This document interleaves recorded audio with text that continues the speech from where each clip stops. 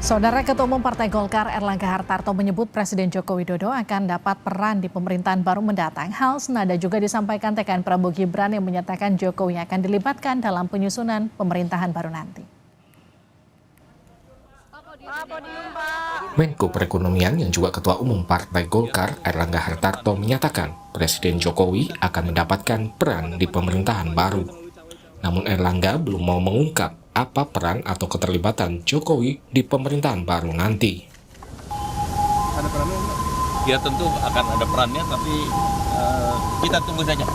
Kalau ada pandangan Pak Jokowi terlalu cawe-cawe pemerintahan Pak Prabowo gimana Pak? Terima kasih Pak. Thank you. Kita tunggu keputusan KPU. Siap. Ya. Pak, tapi kalau keputusan KPU belum keluar, Ya, programnya belum Pak Prabowo udah dibahas Pak. Itu kan namanya amplop. Amplop gimana Pak maksudnya Pak? Amplop anggaran. Kan harus dibaca detailnya lagi, dalamnya isinya apa. Capres. Tentang peran Jokowi di pemerintahan baru nanti juga diungkap TKN Prabowo Gibran. Anggota Dewan Pakar TKN Prabowo Gibran, Derajat Wibowo menyebut Jokowi akan dilibatkan dalam pembentukan pemerintahan baru. Semua pihak juga mengakui popularitas beliau itu sangat membantu di dalam kemenangan Prabowo Gibran dengan peran yang sebegitu besar, dan apalagi Mas Gibran juga menjadi wapresnya, ya saya rasa wajar kalau beliau mempunyai peranan yang signifikan nanti di dalam pembentukan pemerintahan maupun kebijakan yang akan datang. Sampai menentukan nama dan juga nomenklatur kementerian kah? Nah, itu saya buka kantong terlalu banyak.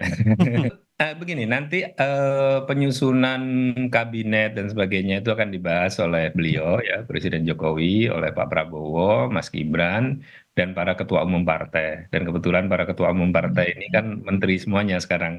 Pengamat politik menyatakan peran Jokowi dibutuhkan Prabowo Subianto untuk membangun kepercayaan masyarakat, khususnya dalam melewati fase krusial di awal-awal pemerintahannya. Apakah kemudian juga Pak Prabowo memiliki semacam kemampuan ya untuk membangun trust gitu dari publik yang akan kencang sekali menurut saya di awal-awal pada pemerintahan Pak Prabowo jika nanti ditetapkan dan bisa melampaui fase krusial politik di parlemen dan juga hukum di Mahkamah Konstitusi begitu. Menurut saya trust itu penting. Nah, kalau misalnya dia powerless ya, maka potensi untuk kemudian keluar dari yang disebut dengan kekuatan utama yang sebut saja jelas publik tahu dari awal memang Pak Jokowi menjadi endorser ya dari politik Pak Prabowo di 2024, maka menurut saya posisi politik Pak Prabowo akan sangat lekat politik asosiatifnya dengan Pak Jokowi, artinya orang akan melihat ya di situ ada Pak Prabowo, di belakangnya ada Pak Jokowi, kira-kira begitu.